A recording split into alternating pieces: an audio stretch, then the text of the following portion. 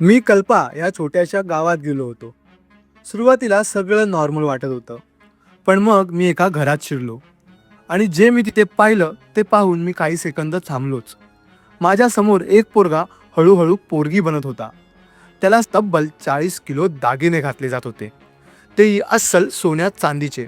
पण सगळ्यात भयानक गोष्ट काय होती माहीत आहे? लोक म्हणत होते आज पर्या त्याला घ्यायला येणार आहेत.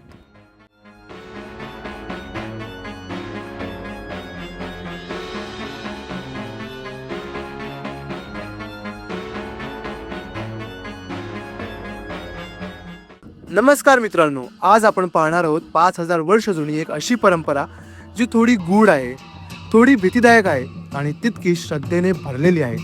रॉलाने फेस्टिवल हा सण प्रत्येकाला पाहायला मिळत नाही आणि जो हा सण पाहतो तो कधीही आयुष्यात तो विसरत नाही. हा फक्त उत्सव नाही, ही एक जिवंत परंपरा आहे.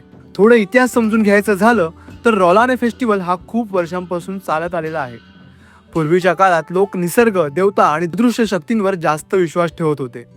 त्या काळापासून अशी मान्यता आहे की या दिवशी पर्या आणि आध्यात्मिक शक्ती गावात येतात आणि त्या काही निवडक लोकांना निवडतात. या फेस्टिवलमध्ये दोन मुख्य भूमिका असतात. रॉले म्हणजे पुरुष जे देव किंवा शक्तीचं प्रतिनिधित्व करतात आणि रोलाने म्हणजे स्त्रीरूप ज्यामध्ये पर्यांचं अस्तित्व मानलं जातं. महत्वाची गोष्ट म्हणजे रोलानी नेहमी स्त्री असेल असं नाही. अनेक वेळा पुरुषच रोलाने बनतात आणि ते इतक्या खोलवर त्या भूमिकेत जातात की त्यांची ओळख बदलल्यासारखीच वाटते. तुम्ही ह्यातला पोरगा कोण आणि पोरगी कोण हे ओळखूच शकत नाही, पण खरं म्हणजे दोन्हीही पुरुष असतात. ह्यातलं मेन आकर्षण म्हणजे 40 किलो सोन्या चांदीचे दागिने. रोलानी बनताना जे दागिने घातले जातात ते साधे नसतात. तब्बल 40 किलो पर्यंत वजन असलेले दागिने, हार, कडे, पैजण सगळं एकत्र घातलं जातं. इतकं वजन सहन करणं सोपं नसतं, पण तरीही ते लोक तासनतास नाचतात. ही गोष्ट लोकांना आश्चर्यचकित करते. आणि इथून पुढे सुरू होतो या उत्सवाचा अजून एक थरारक रूप. रावले जेव्हा तयार होतात तेव्हा ते आपलं तोंड पूर्णपणे झाकून घेतात. हो, खास किन्नौरी शॉल म्हणजे स्थानिक शाल ते वापरतात. तो फक्त कपडा नसतो, ही शाल त्यांच्या चेहऱ्यावर टाकली जाते पूर्णपणे, ज्यामुळे त्यांची ओळख दिसत नाही.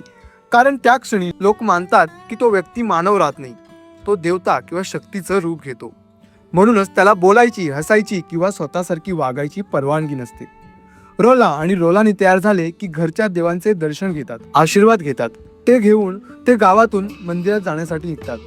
घरातून त्यांची वरात निघते, ती मंदिरात पोहोचते जिकडे सर्व लोक त्यांची वाट पाहत असतात. पूर्ण गावातून निवड झालेले रोला आणि रोलानी एकत्र होतात आणि मग सुरू होतो अद्भुत डान्स.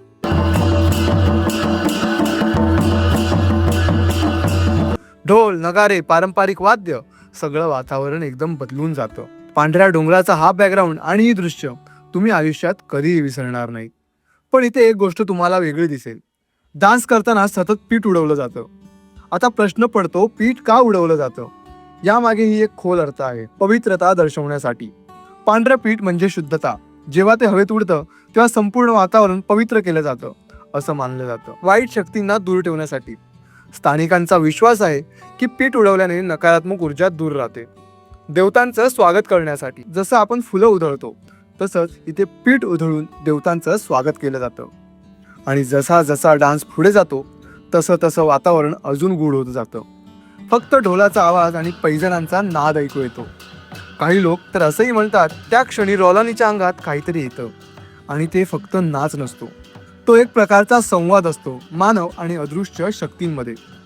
जे लोक हे सगळं पाहतात ना, त्यांच्या मनात एक प्रश्न कायम राहतो, खरंच त्या दिवशी काहीतरी येतं का, की ही फक्त शतकांपासून चालत आलेली श्रद्धा आहे? मी जेव्हा 5000 वर्ष जुनी परंपरा पाहिली तेव्हा माझ्याकडे तरी शब्द नव्हते. इतकं सुंदर याआधी मी तरी काही पाहिलं नव्हतं. जर तुम्हालाही कधी हिमाचलमधल्या कल्पा किंवा किन्नौरमध्ये जाण्याची संधी मिळाली तर हा उत्सव नक्की अनुभवायला जा. कारण हा फक्त एक फेस्टिवल नाही, ही एक जिवंत श्वास घेणारी परंपरा आहे.